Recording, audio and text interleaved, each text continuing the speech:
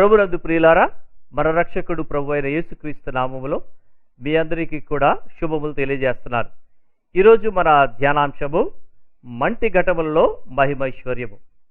దేవుని యొక్క వాక్యము నుంచి ఇర్మియా గ్రంథము 18వ అధ్యాయము 1 నుండి 12 వచనాలు చదువుకుందాం. ప్రవక్త అయిన ఇర్మియా గ్రంథము 18వ అధ్యాయము 1 నుండి 12 వచనాలు చదువుకుందాం. యెహోవా యొద్ద నుండి ఇర్మియాకు ప్రత్యక్షమైన వాక్కు, నీవు లేచి కుమ్మరి ఇంటికి పొమ్ము, అక్కడ నా మాటలు నీకు తెలియజేతును. నేను కుమ్మరి ఇంటికి వెళ్ళగా వాడు తన సారి మీద పని చేయుచుండెను. కుమ్మరి జగటమంటితో చేయుచున్న కుండ వాని చేతిలో విడిపోగా ఆ జగటమన్ను మరలా తీసుకుని కుమ్మరి తనకు యుక్తమైనట్టుగా దానితో మరి యొక్క కుండ చేసెను. అంతటా యెహోవా వాక్కు నాకు ప్రత్యక్షమై ఇలాగు సెలవిచ్చెను, ఇశ్రాయేలు వారలారా, ఈ కుమ్మరి మంటికి చేసినట్టు నేను మీకు చేయలేనా? ఇదే యెహోవా వాక్కు. జగటమన్ను కుమ్మరి చేతిలో ఉన్నట్టుగా ఇశ్రాయేలు వారలారా, మీరు నా చేతిలో ఉన్నారు. దాని పెళ్లగింతుననియు విరుగగొట్టుదుననియు నశింపచేయుదుననియు ఏదో యొక్క జనమును గూర్చి గాని రాజ్యమును గూర్చి గాని నేను చెప్పి ఉండగా, ఏ జనమును గూర్చి నేను చెప్పితునో ఆ జనము చెడుతనము చేయుట మానిన ఎడల నేను వారికి చేయనుద్దేశించిన కీడును గూర్చి సంతాపపడుదును. మరియు కట్టెదననియు నాటెదననియు ఒక జనమును గూర్చి గాని రాజ్యమును గూర్చి గాని నేను చెప్పి ఉండగా ఆ జనము నా మాట వినకుండా నా దృష్టికి కీడు చేసిన ఎడల దానికి చేయదలచిన మేలును గూర్చి నేను సంతాపపడుదును. కాబట్టి నీ వెళ్ళి యూదావారితోనూ యెరూషలేము నివాసులతోనూ ఇట్లనము, యెహోవా సెలవిచ్చిన మాట ఏదనగా, మీ మీదకి తెచ్చుటకై నేను కీడును కల్పించుచున్నాను, మీకు విరోధముగా ఒక యోచన చేయుచున్నాను. మీరందరూ మీ దుష్ట మార్గములను విడిచి మీ మార్గములను మీ క్రియలను చెక్కపరుచుకునిడి. అందుకు వారు, నీ మాట నిష్ప్రయోజనము, మేము మా ఆలోచన చొప్పున నడుచుకుందము, మేమందరము మా మూర్ఖ హృదయము చొప్పునను ప్రవర్తించదము అని అందరూ. ప్రార్థన చేసుకుందాం. దేవుని యొక్క సన్నిధిలో వాక్యంలోనికి వెళ్ళక ముందు చిన్న ప్రార్థనతో ప్రభు మనతో మాట్లాడలాగిన ప్రభు సన్నిధిలో కనిపెడదాం. ప్రేమ కలిగిన తండ్రి, దయగలిగిన మా ప్రభువా, మీకు వందనాలు స్తోత్రాలు చెల్లించుకుంటున్నాము నాయన. తండ్రి, ఈ సమయంలో నీ యొక్క సన్నిధిలో చేరి వాక్యాన్ని ధ్యానం చేసుకుంటుండగా నీ వాక్యం ద్వారా నాతోని మాతోని మాట్లాడండి.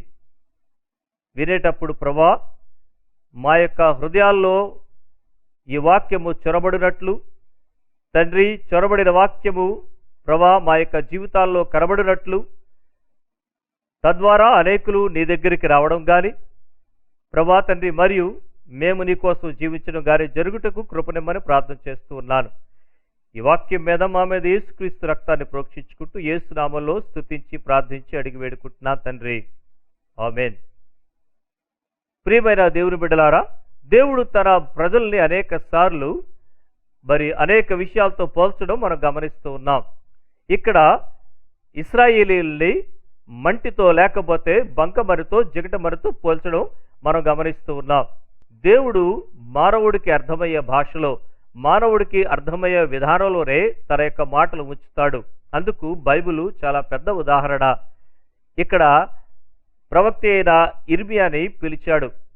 వీరు దేవుని యొక్క మాటకి ఇశ్రాయేలీయులు లోబడకుండా తిరుగుబడుతున్నప్పుడు, దేవుని యొక్క మాటని అలక్ష్యం చేసినప్పుడు దేవుడు తన ప్రజలకు తన యొక్క ప్రవక్తల ద్వారా అనేక సార్లు వారు హెచ్చరించినట్లు మనం చూస్తూ ఉన్నాం.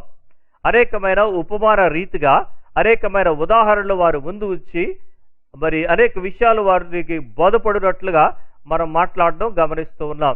ఇక్కడ ఒక లైవ్ ఎగ్జాంపుల్ తీసుకున్నాడు. ఒక ప్రత్యక్ష ఉదాహరణ, కంటి ముందు కనబడే ఉదాహరణని తీసుకొని దాని ద్వారా ప్రవక్తకి ఒక సందేశాన్ని ఇచ్చి తన ప్రజలకు చేరవేయమని అడిగినట్టు మనం చూస్తూ ఉన్నాం.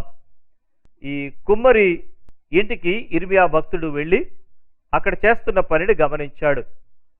గమనించండి ప్రియమైన దేవుని బిడ్డలారా, దేవుడు తన ప్రజల్ని లేదా దేవుడు ప్రజల్ని ఏ విధంగా ఇక్కడ ఉపమాన రీతిగా మాట్లాడుతున్నాడు గమనిస్తూ ఉన్నాం. ఇక్కడ మనం చూసినట్లయితే మట్టి జగటమన్నుతో ఇశ్రాయేలీయులు పోల్చుతున్నాడు. తన చేతిలోని వారు పాత్రలుగా లేదా తన చేతిలో దిద్దబడే మన్నుగా వారిని చూస్తున్నట్టు మనం గమనిస్తా ఉన్నాం.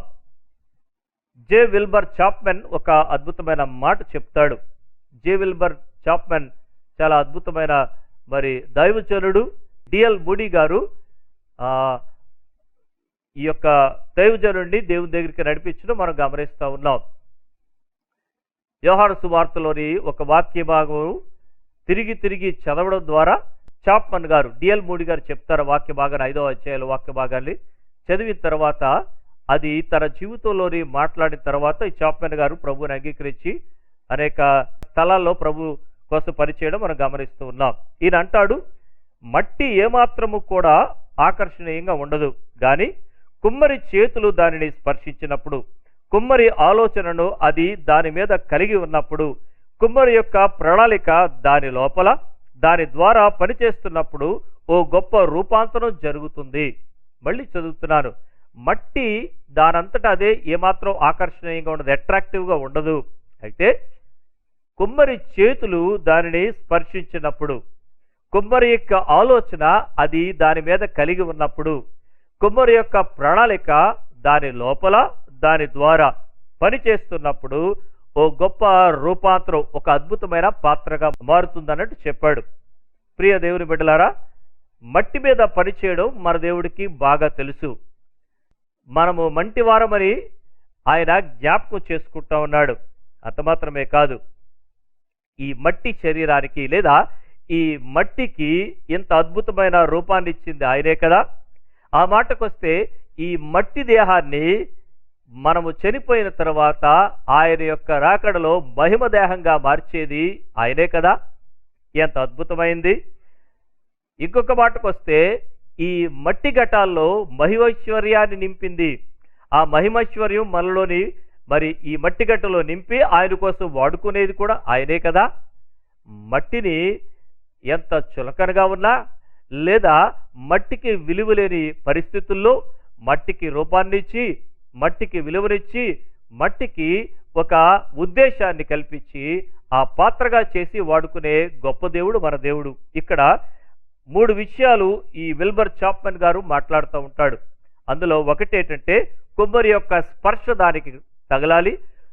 రెండవది కుమ్మరి ఆలోచన దాని మీద కలిగి ఉండాలి. మూడవది కుమ్మరి యొక్క ప్రణాళిక దాని బయట లోపల దాని ద్వారా పనిచేయబడాలి. నంబర్ 1, ద పోటర్స్ టచ్, కుమ్మరి యొక్క స్పర్శ. ఇక్కడ మనం గమనిస్తే గనక మొట్టమొదటిగా మంటి దేహాలు ధరించిన వారు, మంటిలో నిర్మించబడిన వారు మన యొక్క పితరులు లేక ఆది దంపతులు ఆదాము హవ్వ మనకి బాగా తెలుసు. దేవుని యొక్క చేతి స్పర్శని మొట్టమొదటిగా అనుభవించిన వారు ఆదాము హవ్వ మాత్రమే. వారే దేవుని చేతితో చేయబడ్డారు. గమనించండి, మిగతా జంతువులు, మిగతా మరి పశువులు ఇవన్నీ కూడా మట్టితోనే చేయబడ్డాయి. ఓ విషయాన్ని జ్ఞాపకం చేస్తున్నాను. 5 దినాలు దేవుడు సృష్టి చేసిన తర్వాత 6వ దినాన్న ఆయన ఈ యొక్క మృగాల్ని లేదా ఈ యొక్క జంతువుల్ని మనిషిని చేశాడు. ఈ ఇద్దరిని కూడా ఆయన నేలమట్టితోనే చేశాడు. అయితే జంతువుల్ని నేలమట్టితో చేసిన మాటతో చేశాడు. మనిషిని కూడా నేలమట్టితో చేశాడు, కానీ తన చేతులతో నిర్మించాడు. గమనించారా ప్రియమైన దేవుని బిడ్డలారా? రెంటికి ఉన్నది మదేహమైన ఈ రెంటికి తేడా ఆత్మ లేదా దేవుని యొక్క స్పర్శ, దేవుని యొక్క ఊపిరి మనిషికి మాత్రమే ఉంది. జంతువులకి దేవుని స్పర్శ లేదు, జంతువులకి దేవుని యొక్క ఊపిరి లేదు. అందుకోసమే ఇది జంతువుల్లాగా మరి చనిపోయిన తర్వాత మట్టిలో కలిసిపోయినా సరే దీనికి అంత విలువ ఉంది. గమనించండి, ఏ శవాన్ని కూడా లేదా ఏ వ్యక్తి చనిపోయినప్పుడు మనము కుక్కను పారేసినట్టు బయట పారేయము. ఏదైనా మరి పిల్లి చచ్చిపోయినప్పుడు పారేసినట్టు మనము ఈ యొక్క వ్యక్తి దేహాన్ని పారేయం. మనకి బాగా తెలుసు. ఎంత అనాథ శవాన్నైనా సరే కనీసం మున్సిపాలిటీ వారు లేక నగర కార్పొరేషన్ వారైనా దహన క్రియలు జరిపించడం మనం చూస్తూ ఉంటాం. మనిషి యొక్క మరి అవయవాలకు కూడా అంత విలువ ఉంది, జంతువులకు లేదు. ఎందుకంటే దేవుని యొక్క స్పర్శ, దేవుని యొక్క తాకిడి లేక దేవుని యొక్క మరి టచ్ ఈ యొక్క దేహానికి తగిలింది కాబట్టి అంత విలువను వచ్చింది అనే విషయాన్ని మనం గమనించాలి. ఇది మట్టితోనే దేవుడు నిర్మించినా ఎప్పుడైతే దేవుని స్పర్శ ఆ నేల మట్టికి తగిలిందో దానికి మొట్టమొదట ఓ రూపాన్ని ఇచ్చాడు, రెండవది ఓ ఉద్దేశాన్ని ఇచ్చాడు, ఒక మరి ఆ షేప్ ఇచ్చాడు, రెండవది ఒక పర్పస్ ఇచ్చాడు. When God's hand touches a mud or a clay, first of all it takes shape, and the second one is it will have the purpose. గమనించండి, దేవుని యొక్క హస్తము ఓ మట్టికి జగట మట్టికి తగిలినప్పుడు ఏమవుతుందంటే కుమ్మరి చేతి స్పర్శ ఓ మట్టికి తగిలితే మొట్టమొదట దానికి రూపం వస్తుంది. కుమ్మరి యొక్క ఉద్దేశము అందులో పెట్టి దాన్ని తయారు చేస్తాడు, దానికి ఒక ఉద్దేశం ఏర్పడుతుంది. ఏదైనా సరే ఒక జీవితానికి దేవుని యొక్క చేతి స్పర్శ తగిలినప్పుడు ఒక షేప్ వస్తుంది, ఒక పర్పస్ వస్తుంది, ఒక రూపము, ఒక ఉద్దేశం ఏర్పడుతుంది. ప్రియ దేవుని బిడ్డలారా, అనేక మంది జీవితాలకి ఈ యొక్క రూపము లేకపోతే ఒక షేపు, ఒక పర్పస్ లేకపోవడానికి కారణం ఏంటో తెలుసా? దేవుని యొక్క హస్తాన్ని, దేవుని యొక్క హస్త స్పర్శని వారు అనుభవించకపోవడమేమో మనం గమనించుకోవాలి. నా జీవితానికి దేవుని యొక్క చేతి స్పర్శ తగిలినప్పుడు, దేవుని యొక్క చేతి యొక్క తాకిడి లేకపోతే ఆయన హస్త స్పర్శ తగిలినప్పుడు మనకి షేప్ వస్తూ ఉంది. అంత మాత్రమే కాదు, ఒక ఉద్దేశం ఏర్పడుతుంది. మనము ఆయనని మన యొక్క జీవితాన్ని తాకడానికి ఇష్టపడాలి. మన జీవితాన్ని ఆయన స్పర్శించినప్పుడు చాలాసార్లు చాలా భయపడిపోతూ ఉంటాం దేవుని దగ్గరికి రావడానికి, లేదా దేవుని చేతుల్లో మనల్ని మనం ఉంచుకోవడానికి భయపడిపోతూ ఉంటాం. ఆయన హస్త స్పర్శ తగలకపోతే మొట్టమొదటిది షేప్లెస్గా ఉంటుంది మన జీవితము, రెండవది పర్పస్లెస్గా ఉంటుంది. ఏమాత్రము కూడా ఇలాంటి ఉద్దేశము, ఎలాంటి దాని తాలూకా ఉపయోగం లేని జీవితంగా ఉంటుంది. నీ జీవితాన్ని ప్రభువుని తాకనిస్తే గనక, నీ జీవితాన్ని ప్రభు యొక్క చేతిలో పెట్టి ఆయన చేతికి వదిలేస్తే గనక ఆయన నీ జీవితానికి మొట్టమొదటిగా ఒక రూపాన్ని ఇస్తాడు, రెండవది ఒక అద్భుతమైన ఉద్దేశాన్ని, పర్పస్ని కలిగి ఉంచుతాడు. మన జీవితాలు ప్రభు చేతిలోనే ఒక రూపాన్ని సంతరించుకుంటాయి, ప్రభు చేతిలోనే ఓ ఉద్దేశాన్ని పొందుకుంటాయి. గమనించండి, ఆయన చేతికి దూరమై లేదా ఆయన హస్త స్పర్శకి దూరమై మనము ఏమాత్రం కూడా మన జీవితాలు విలువ కలిగి ఉండలేము. ప్రియ దేవుని బిడ్డలారా, ఈ విషయాన్ని జాగ్రత్తగా మనం అర్థం చేసుకోవడానికి ప్రయత్నం చేద్దాం. ఆయన హస్త స్పర్శ నువ్వు అనుభవిస్తున్నావా? ఆయన చేతిలో నీ యొక్క జీవితాన్ని పెట్టావా? అప్పుడు మాత్రమే ఉంటుంది. అయితే ఆయన చేతిలో లేక ఆయన హస్త స్పర్శ ఒక వ్యక్తికి మరి తాకినప్పుడు, స్పర్శించినప్పుడు రెండు ఉదాహరణలు తీసుకొని వచ్చాను. రెండు విధాలుగా కూడా జరగవచ్చు. మనము క్రొత్త నిబంధనలో మనం గమనించినట్లయితే యేసు ప్రభు దగ్గరికి ఒక కుష్ఠరోగి వచ్చాడు. వచ్చి ప్రభువా, నీకిష్టమైతే నన్ను శుద్ధినిగా చేయగలవు అని అన్నాడు. అప్పుడు ప్రభు ఏం చేశాడంటే, అప్పుడు యేసు వారిని మరి చెయ్యి చాపి వారి మీద కనికరపడి చెయ్యి చాపి వారిని ముట్టి, నాకిష్టమే, నువ్వు శుద్ధుడు కమ్మనెను. వెంటనే వారి కుష్ఠరోగం వారిని విడిచిపోయారని దేవుని యొక్క వాక్యంలో ఉంది.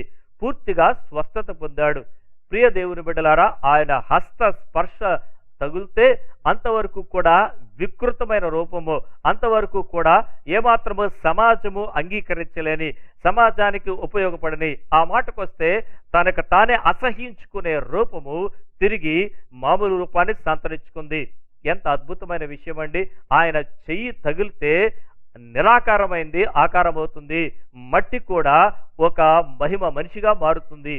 కాబట్టి ఆయన చేతుల్లో అంత ప్రభావం ఉంది. గమనించండి ప్రియ దేవుని బిడ్డలారా, ఆయన చేతుల్లో మన జీవితాలను పెట్టినప్పుడు, ఆయన చేతుల్లో మన యొక్క మరి సమస్తాన్ని పెట్టినప్పుడు ఆయన ఇచ్చే షేప్ అది అంత అద్భుతంగా ఉంటుంది. అంతవరకు ఆ కుష్ఠరోగిని చూసి పారిపోయేవాళ్ళు, అంతవరకు ఆ కుష్ఠరోగిని ఏమాత్రం కూడా ఇష్టపడేవారు కాదు, మరి భయపడేవారు, అసహించుకునేవారు. అలాంటి అసహ్యకరమైన, అలాంటి వికృతమైన రూపానికి మళ్ళీ అద్భుతమైన రూపాన్ని మన ప్రభు ఇచ్చాడు. అలాగే నా ప్రభు ఆడుకుంటాడు మన జీవితాల్ని, మన యొక్క షేప్లెస్ లైఫ్ని. మనకి ఏమాత్రము కూడా ఆధారం లేక జీవితం ఎటుకొట్టుకు పోతుందో అర్థం కాని పరిస్థితుల్లో, లేక జీవితము నాశనం అయిపోయింది అని అనుకుంటున్నావా? ఇదిగో ఇక్కడ ఓ అద్భుతమైన సృష్టికర్త ఉన్నాడు, ఓ అద్భుతమైన మరి గొప్ప దేవుడు ఉన్నాడు. ఆయన ఎంత నిరాకారాన్న ఆకారంగా చేయగలడు, శూన్యములో నుంచి అద్భుతమైన సృష్టిని చేయగలడు. ప్రియ దేవుని బిడ్డలారా, ప్రియ స్నేహితులారా, ఈ మాటలు వింటున్న నీ యొక్క జీవితంలో ఏం జరుగుతుందో నాకైతే తెలియదు, కానీ ఒకవేళ గనక నీ జీవితం షేప్లెస్గా ఉంటే, నీ జీవితం పర్పస్లెస్గా ఉంటే గనక ఇప్పుడే ప్రభు చేతిలో నీ జీవితాన్ని పెట్టు. నీ జీవితానికి ఒక ఆకారాన్ని ఇస్తాడు, ఒక రూపాన్ని ఇస్తాడు, నీ జీవితానికి ఒక ఉద్దేశాన్ని కల్పిస్తాడు. పూర్తిగా ఆ టర్న్ అరౌండ్, ఆ యొక్క కుష్ఠరోగి యొక్క జీవితం చూస్తే కనుక కంప్లీట్గా పూర్తిగా స్వస్థపడినట్టు మనం చూస్తూ ఉన్నాం. ఇక రెండవ ఉదాహరణ పాత నిబంధన నుంచి తీసుకుంటా ఉన్నాను. నిజంగా చాలా అద్భుతమైన విషయాన్ని మనం గమనిద్దాం. ఇక్కడ ఒక రాత్రి జరిగిన సంఘటన మీ ముందు ఉంచాలని అనుకుంటా ఉన్నాను. ప్రియ దేవుని బిడ్డలారా, మనందరికీ బాగా తెలుసు యాకోబు అంటే మోసగాడు అని అర్థం. ఓ విధంగా చెప్పాలంటే పేరుకే కాదు, వ్యక్తి స్వభావంలో కూడా కొంత మోసకరతనము ఉంది, కొంత మోసము ఉంది. అలాంటి వ్యక్తి మరి ఆ యొక్క మామగారి ఊరి నుంచి తిరిగి తన స్వదేశానికి వస్తూ ఉన్నాడు. యాకోబు చాలా సంపాదించుకున్నాడు, బోళ్ళంతా ఆస్తి సంపాదించుకున్నాడు. ఇక ఏమి యాకోబుకి తక్కువ లేదు.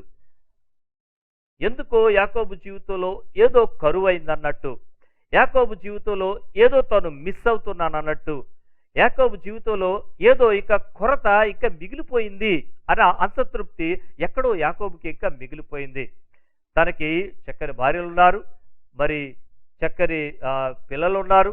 అంత మాత్రమే కాదు, చాలా గొప్ప ఆస్తి, దాసీ జనాలు బోల్డ్ మంది ఉన్నారు. అంత ధనవంతుడుగా ఐశ్వర్యుడిగా తిరిగి వస్తూ ఉన్నాడు. ఒంటి చేత్తో లేకపోతే ఒక మరి చేతిలో చిల్లు గవ్వకుండా లేకుండా వెళ్ళినాడు. దేవుడు అతన్ని ఆశీర్వదించాడు, దేవుడు యాకోబుని దీవించాడు.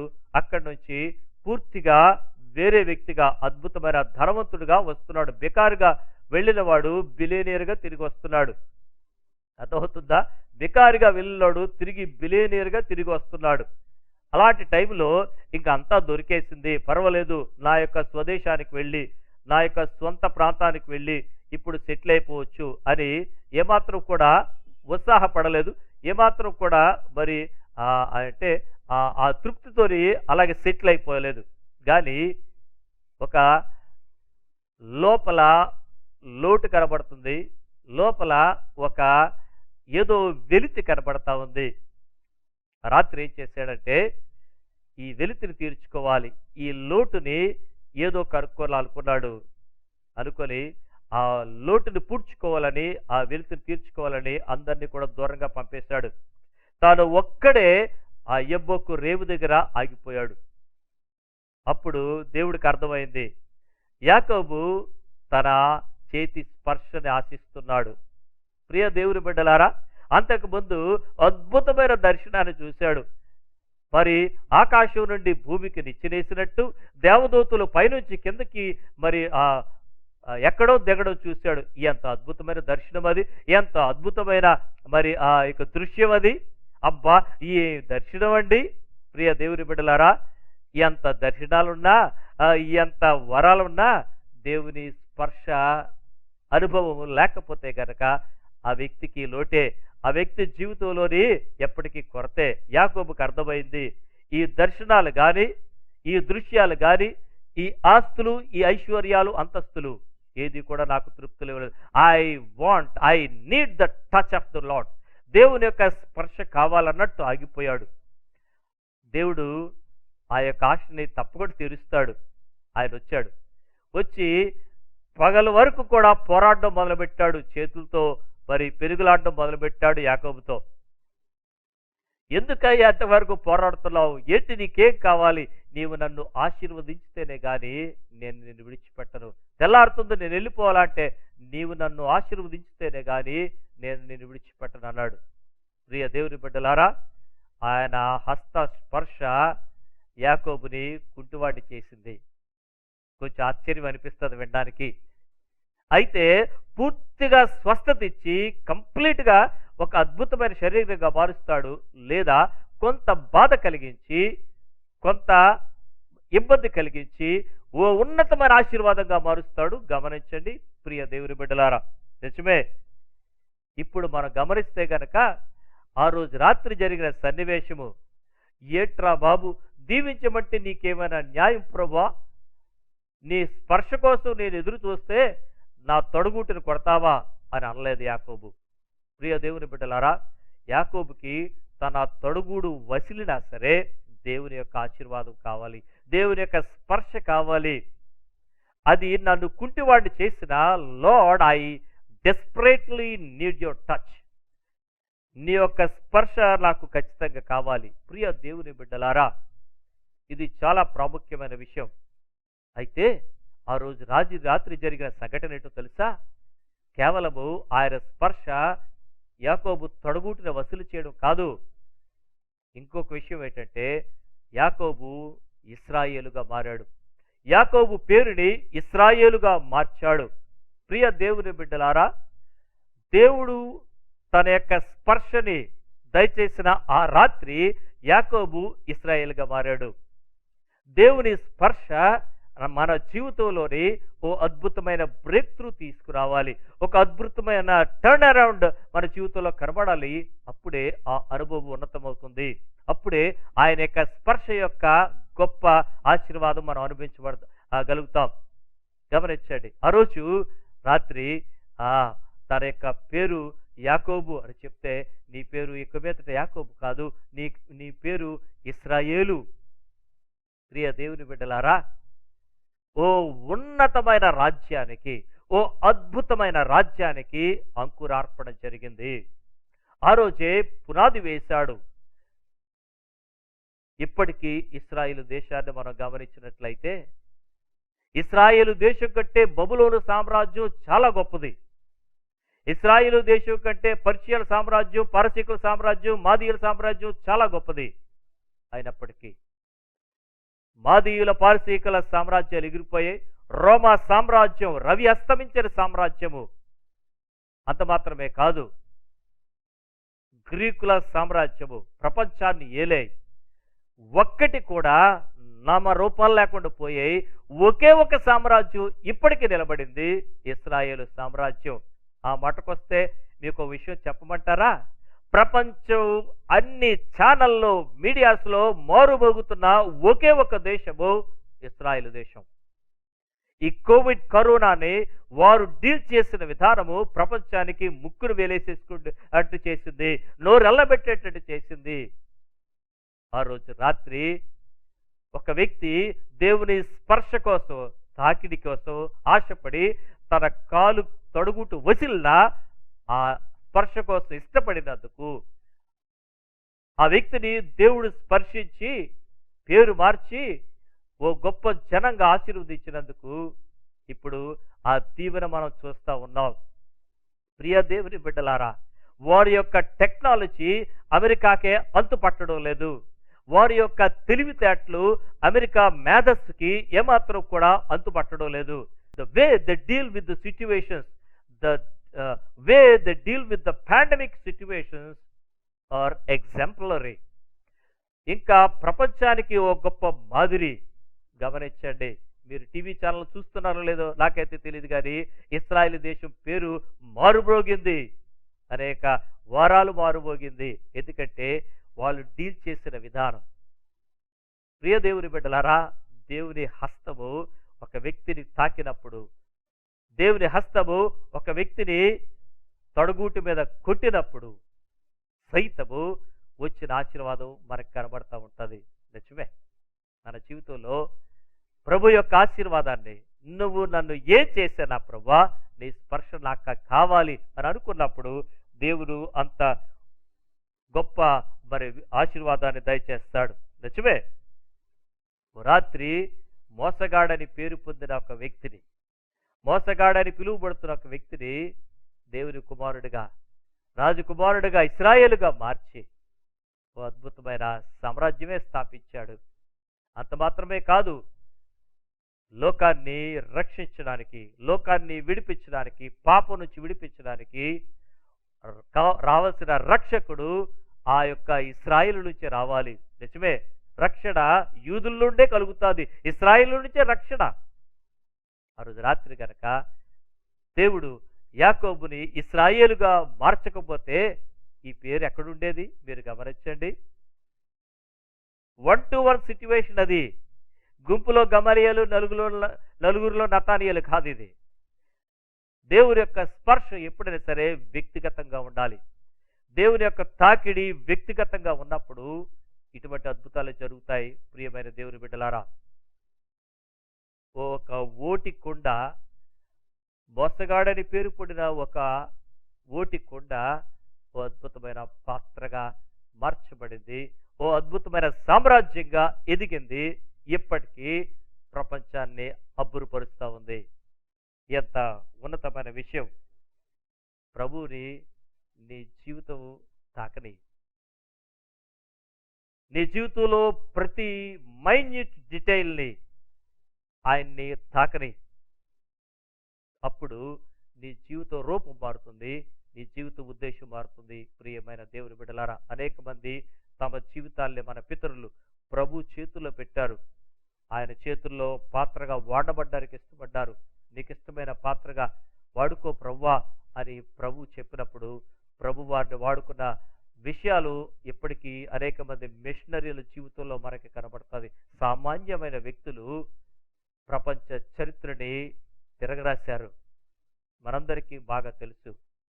ప్రియ దేవుని బిడ్డలారా, కేవలము ప్రభు యొక్క స్పర్శ వాళ్ళు ఇష్టపడ్డారు. ప్రభు యొక్క సన్నిధిని ఆశపడ్డారు. ప్రభు వారి జీవితాలతో డీల్ చేస్తున్నప్పుడు ప్రభు యొక్క చేతిలో ఆయన యొక్క జీవితాలు పెట్టేసి నీకు నచ్చినట్టు వాడుకో ప్రభువా అన్నప్పుడు ప్రభు దానికి నచ్చినట్టే కాదు, ప్రపంచం మెచ్చినట్టు వాడుకున్నాడు. నిజమే.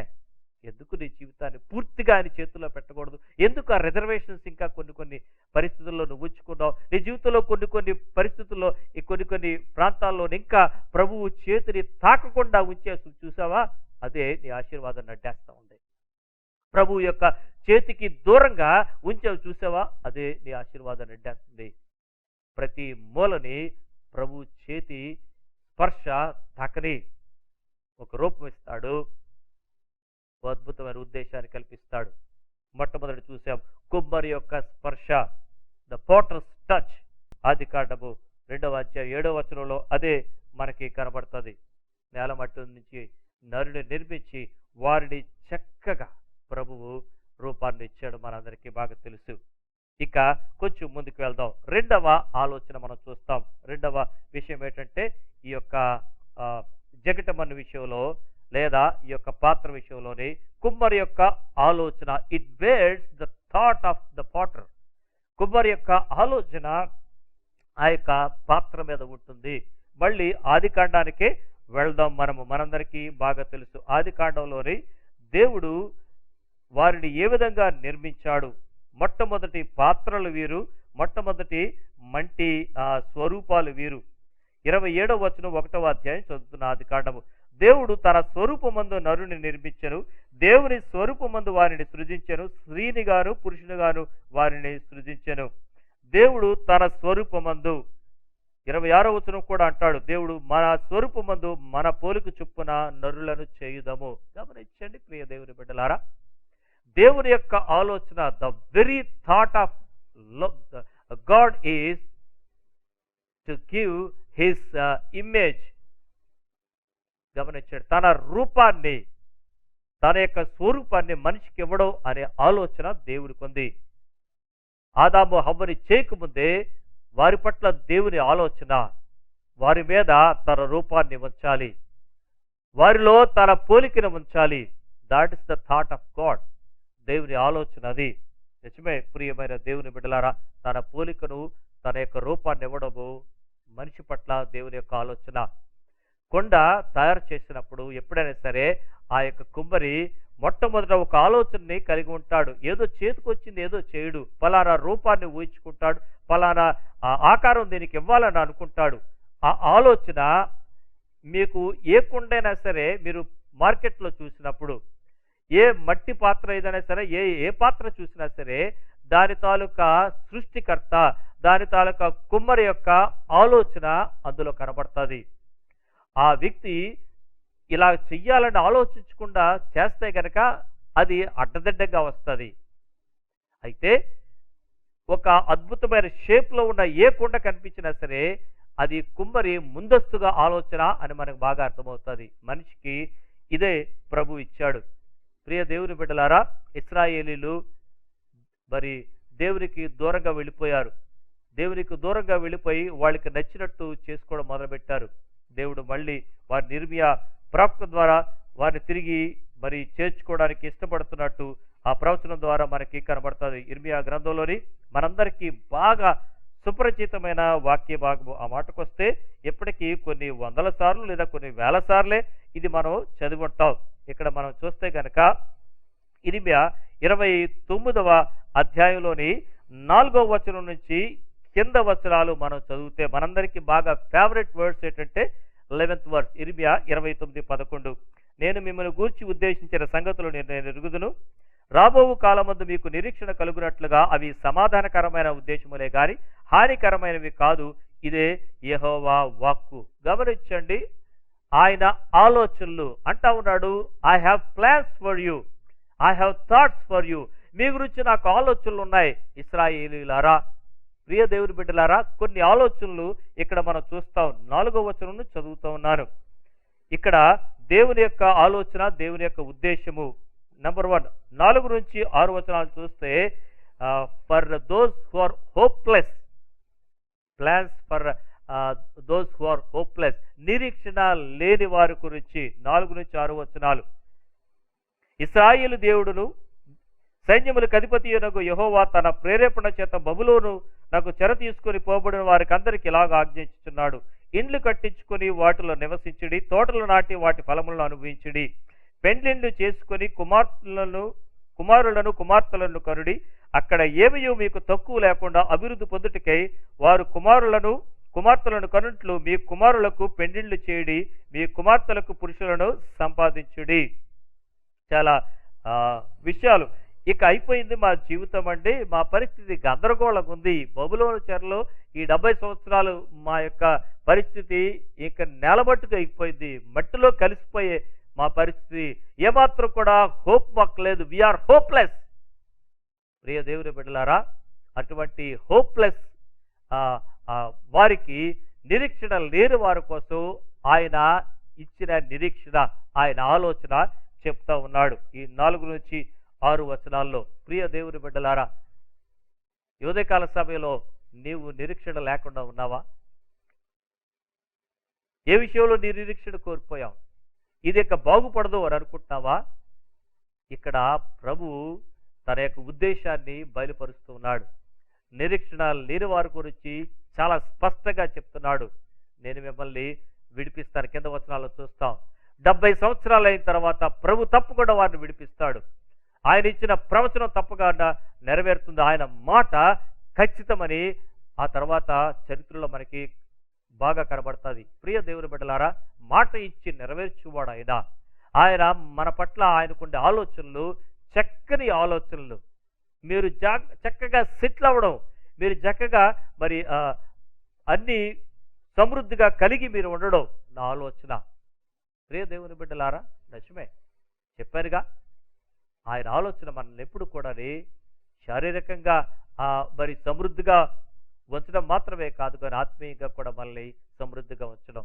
కొన్నిసార్లు శారీరకంగా మనము ఆ చెరలో ఉన్నప్పటికీ కూడా ప్రభు అంటా ఉన్నాడు, విడుదల చేసి గొప్ప దీవెన అనుగ్రహిస్తాను. ఇంకా 2వ మాట ఇందులో చూస్తే కనుక కుమ్మరి యొక్క ఆలోచనలో తన ఆలోచన ఇంకోటి చెప్తున్నాడు. 7 నుండి 9 వచనాల్లోని for those who have false hope. గమనించండి, మొట్టమొదటిది 4 నుంచి 6 వచనాలు ఇర్మియా 29వ అధ్యాయంలోని నిరీక్షణ లేని వారి కొరకు. మరి 7 నుంచి 9 వచనాలు తప్పుడు నిరీక్షణ, వ్యతిరేకమైన నిరీక్షణ, తప్పుడు నిరీక్షణ కలిగిన వారికి, ఫాల్స్ హోప్ కలిగిన వారికి మాట్లాడుతున్నాడు.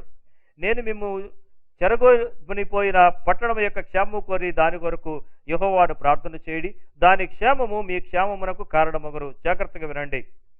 8వ వచనం, ఇశ్రాయేలు దేవుడును సైన్యములకు అధిపతియగు యెహోవా ఇలాగూ సెలవిచ్చుచున్నాడు, మీ మధ్యనున్న ప్రవక్తల చేతనైనను మంత్రజ్ఞుల చేతనైనను మీరు మోసపోకుడి, మీలో కలలు కనువారి మాటలు వినకుడి, వారు నా నామమును బట్టి అబద్ధ ప్రవచనములను మీతో చెప్పుదురు, నేను వారిని పంపలేదు, ఇదే యెహోవా వాక్కు.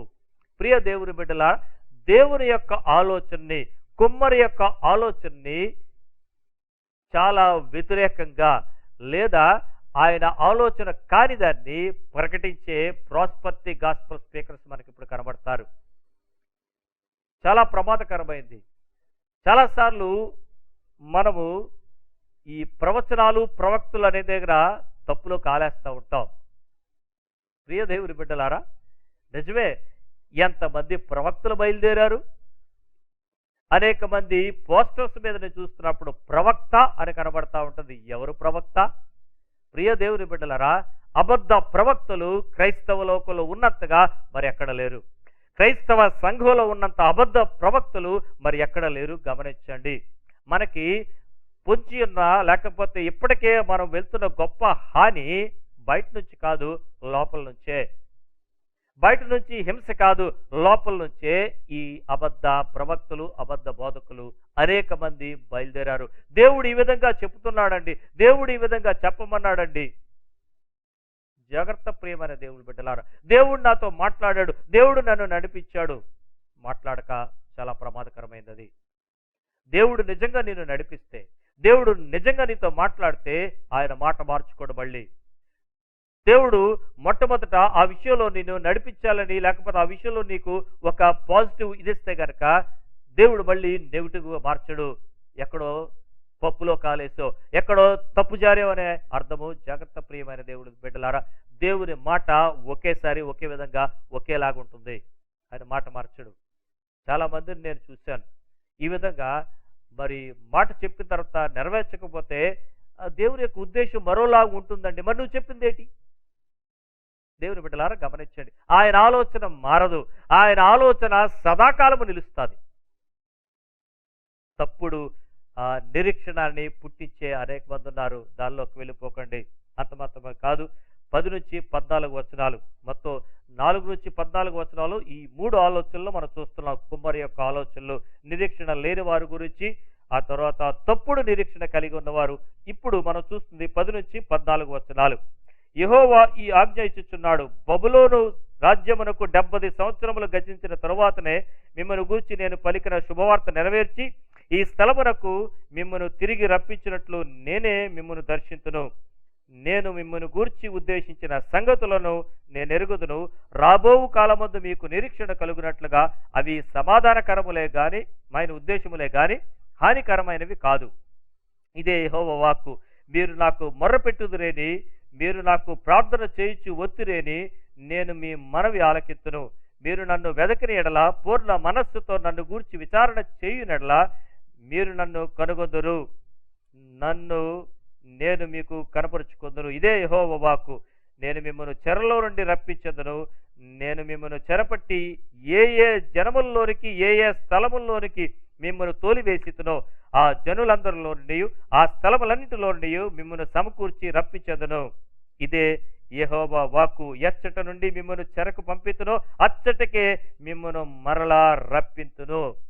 ప్రియ దేవుని బిడ్డలారా, ఓ నిజమైన నిరీక్షణ ఈ యొక్క ప్రవచనంలో మనకు కనబడుతుంది. ఇర్మియా ద్వారా ఇశ్రాయేలుతోనే మాట్లాడుతూ ఉన్నాడు. గమనించండి, ఇది అసలైన నిరీక్షణ. ఈ 70 సంవత్సరాలు పూర్తవ్వాలి. దేవుడు మన జీవితంలో ఉన్న ప్రతి ఆలోచనలో ఓ గొప్ప ఉద్దేశాన్ని కలిగి ఉంటాడు. మొట్టమొదట ఆయన మనకి రూపాన్ని ఇచ్చాడు. ఆ రూపంలోని ఉద్దేశాన్ని మన జీవితంలో ఏర్పరిచాడు. అంత మాత్రమే కాదు, ఆయన ఆలోచన మన మీద ఉంచాడు.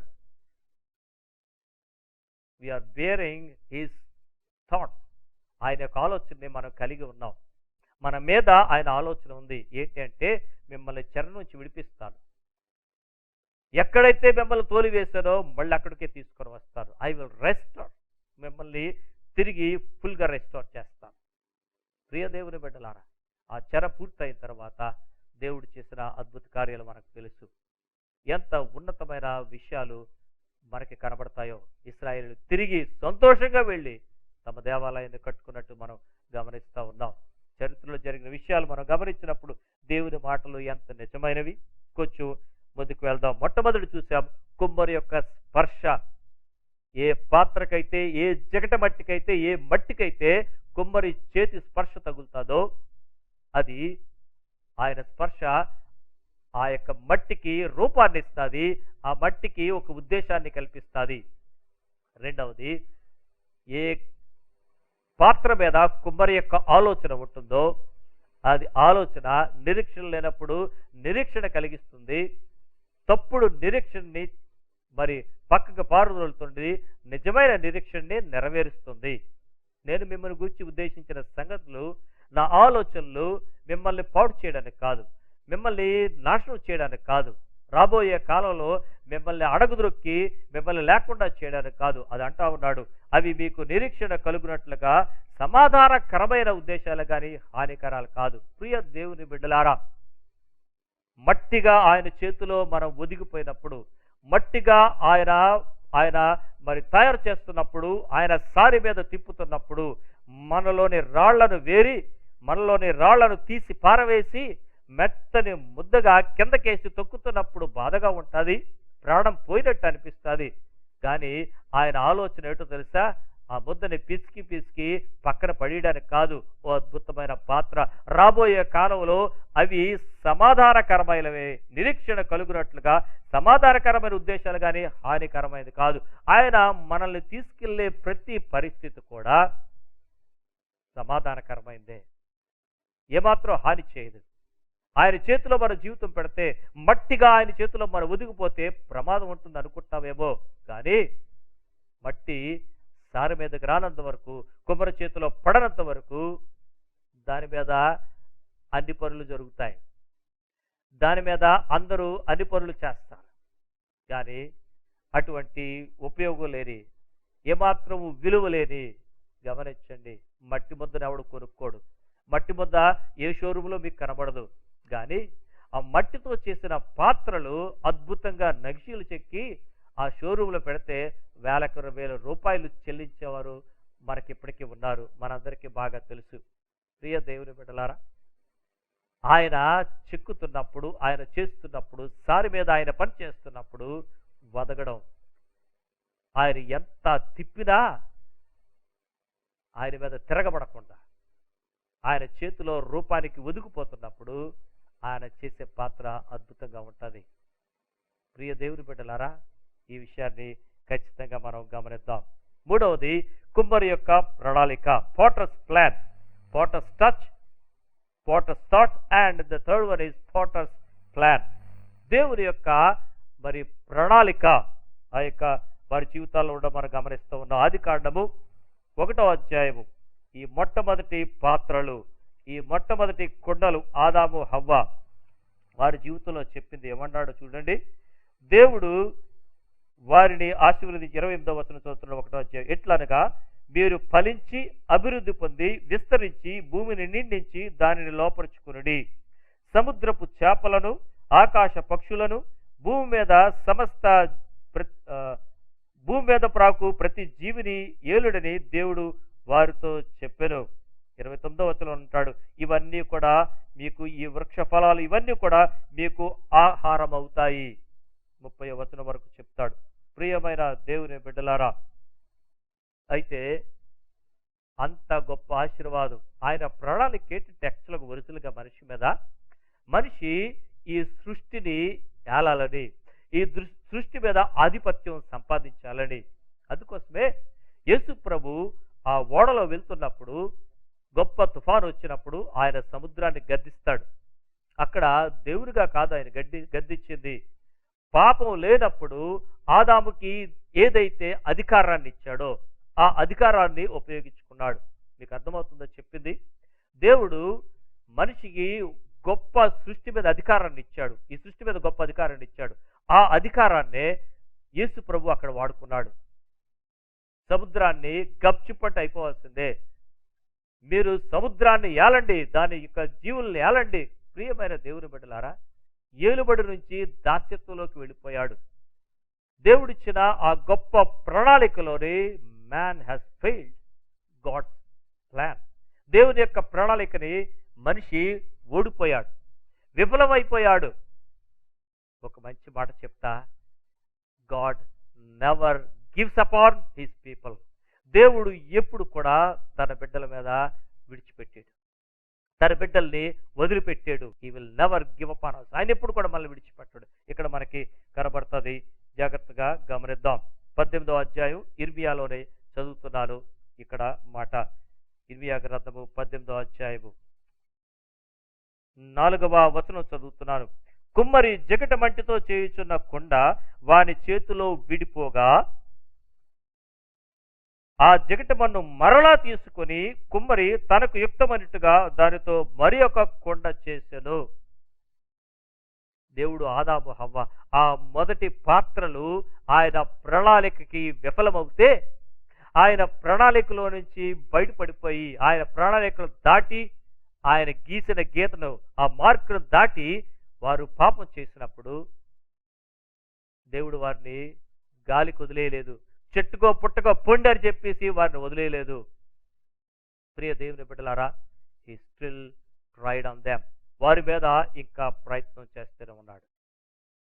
గమనించండి ప్రియ దేవుని బిడ్డలారా, ఒక విధంగా చెప్పాలంటే వారు చేసిన పనికి దేవుని మనస్సు విరిగిపోవాలి, దేవుని మనస్సు పగిలిపోయి వారి పట్ల ఏమాత్రం కూడా ఇష్టం లేకుండా పోవాలి. కానీ వారిని సిగ్గుతో బయటికి పంపించలే. దిగంబరులై కచ్చరాలు కట్టుకొని, ఒలివ కచ్చరాలు చాలని ఆ యొక్క పరిస్థితుల్లో, సిగ్గు మొలడు కప్పుకోలేని పరిస్థితుల్లో దేవుడు ఏం చేశాడు తెలుసా?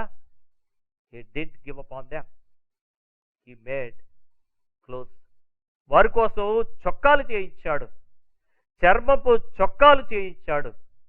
వారి యొక్క సిగ్గుని ఆయన కప్పి గౌరవంగా బయటకు పంపించాడు. అర్థమైందా ఈ దేవుని యొక్క మర్యాద? అర్థమైందా ఈ దేవుని యొక్క ప్రేమ? అర్థమైందా ఈ దేవుని యొక్క హృదయం? ప్రియ దేవుని బిడ్డలారా, they failed completely his plan. తన యొక్క ప్రణాళికలు పూర్తిగా ఫెయిల్ అయిపోయారు. అయినప్పుడు కూడా వారి మీద ఆయన వదిలేయలేదు, వారిని విడిచిపెట్టేలేదు. ప్రయత్నించాడు. మీరు ఎలా పోతే పోలండి అని అనలే. కయ్యేను హేబేలు చెప్పినప్పుడు ఆదాము రాలేదు ముందు అడగడానికి, దేవుడే వచ్చాడు ముందుకి. చరిత్రలో మొట్టమొదటిగా ఎప్పుడు గమనించినా సరే దేవుడే జోక్యం చేసుకున్నాడు. ఆదాముకి హవ్వని చేయమని ఆదాము అడగలేదు, హవ్వని దేవుడే చేశాడు. కయ్యేను హేబేలు చంపినప్పుడు మొట్టమొదటగా ఆదాము అడుగుతాడులే, నాకెందుకని ఊరుకోలేదు, దేవుడే అడిగాడు మొట్టమొదట, నీ సహోదరుడు ఎక్కడా? ప్రియ దేవుని బిడ్డలు, where is your brother? It's not Adam who asked that question. It is God who involved the people who failed his plan. తన యొక్క ప్రణాళికలో విఫలమైపోయిన ఆ వ్యక్తుల్ని ఆయన గాలి కుదిలేయలేదు. ఆ మాటకొస్తే ఇంకొక విషయం కూడా మీకు చెప్పాలని ఆశపడుతూ ఉన్నాను. ప్రియ దేవుని బిడ్డలారా, అప్పటి నుంచి పనిచేస్తూ ఉన్నాడు. He still working on me. He makes me what I ought to be. పాట మనం పాడుతూ ఉంటాం. He still working on me. ఆయన పనిచేస్తూనే ఉన్నాడు.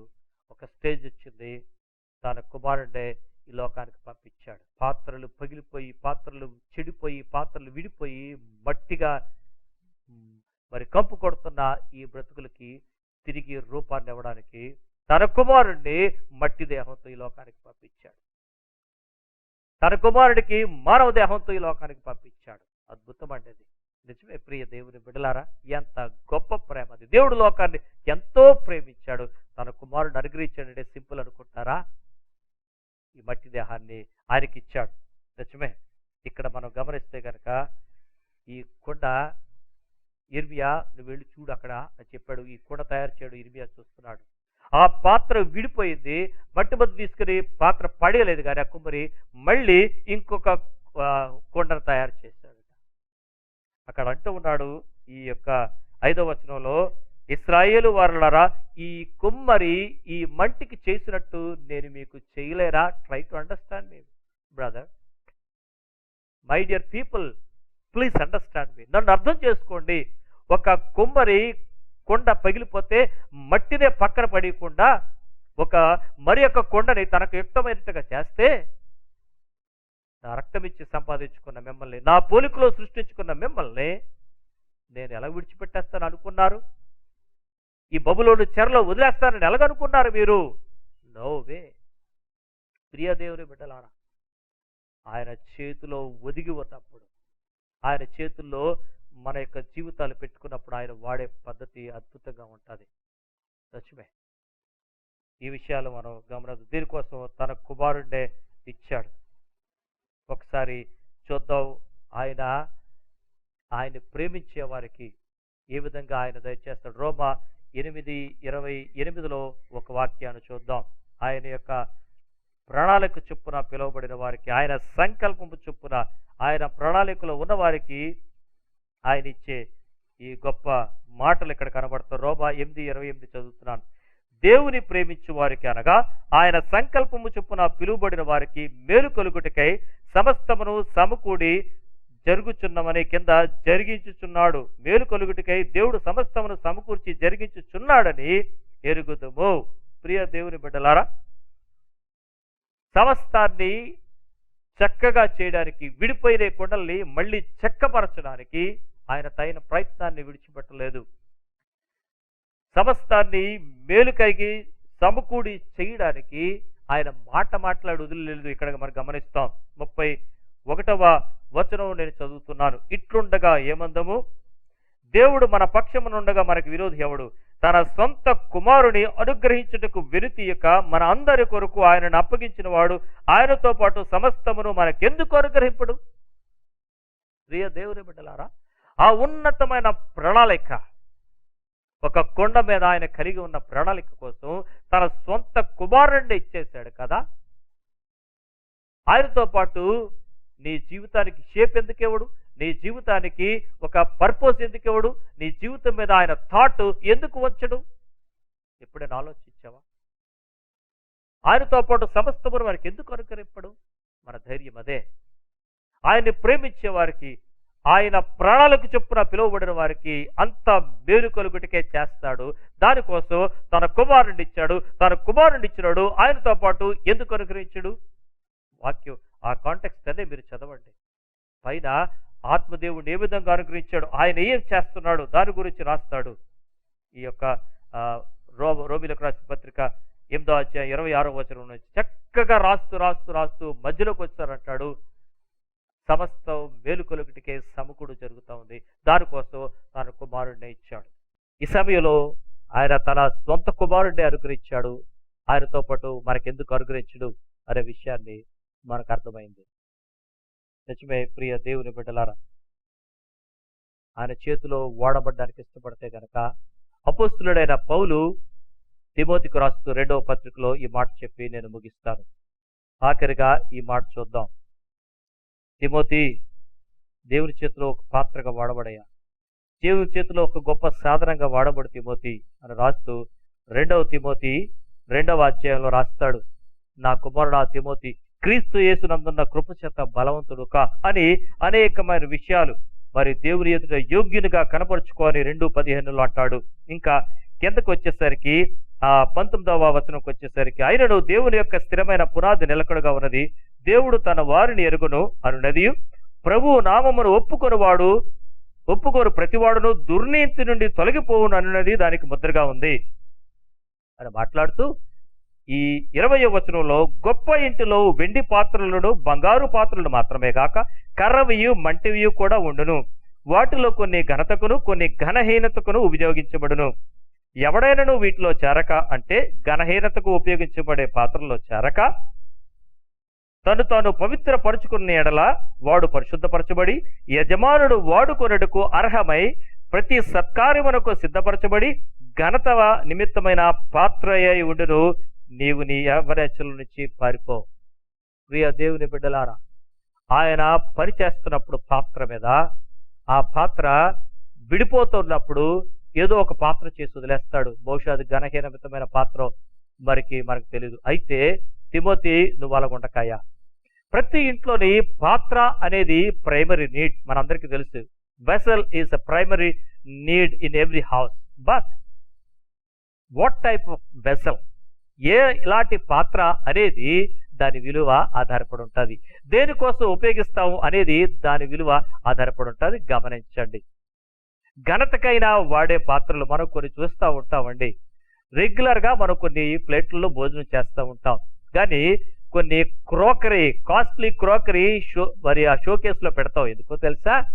ఇంటికి గొప్ప అతిథులు వచ్చినప్పుడు, ఇంటికి కొంచెం పెద్దవారు ఎవరైనా వచ్చినప్పుడు, ఉన్నతమైన వారు వచ్చినప్పుడు వారికి వాటిలో వడ్డించడానికి వాటిని జాగ్రత్తగా ఎత్తి పెడతాం. మనం రోజు స్టీల్ ప్లేట్లలోనో లేకపోతే ఆ యొక్క పీవీసీలో మెలమెల ప్లేట్లు తినేస్తాం. వాటి మీద ఉన్న పువ్వులు కూడా కొద్దిగా చెరిగిపోయినా సరే అడ్జస్ట్ అయిపోయి తినేస్తూ ఉంటాం. వచ్చిన వాళ్ళకి అలాగ పెట్టమే. ఇది భోజనానికి ఉపయోగిస్తాం, అది భోజనానికి ఉపయోగిస్తాం. కానీ అది ఘనత కోసం ఉపయోగిస్తాం, ఇది రెగ్యులర్గా ఉపయోగిస్తాం. ఇంకా కొన్ని పాత్రలు మనకు ఉంటాయి. ఆఖరికి అవి చెత్త ఎత్తుకోవడానికి కూడా, చెత్త వేయడానికి కూడా ఉపయోగిస్తాం. అంటే పూర్తిగా అరిగిపోయిన పాత్రలు ఎందుకు పనిచేయవి. తిమోతి జాగ్రత్త. గొప్ప ఇంట్లో ఆ పెద్ద పాత్రలు, ఉన్నతమైన పాత్రలు బంగారు, వెండి ఉంటాయి, కర్ర, మట్టి కూడా ఉంటాయి. గమనించావా? కానీ కొన్ని ఘనతకి, కొన్ని ఘనహీనతకి ఉపయోగిస్తారు.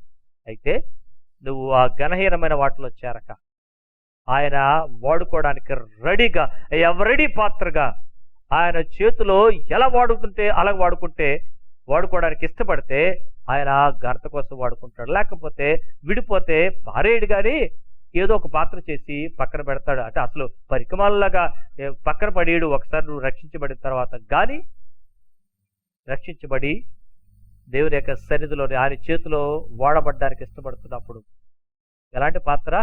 పరిశుద్ధమైన పాత్ర. ఎంత అద్భుతమైన వాడతాడండి ఇక్కడ. యవనొచ్చు నుంచి పారిపోతే పరిశుద్ధులైన వారితో చేరి ప్రార్థన చేసుకోవయ్యా.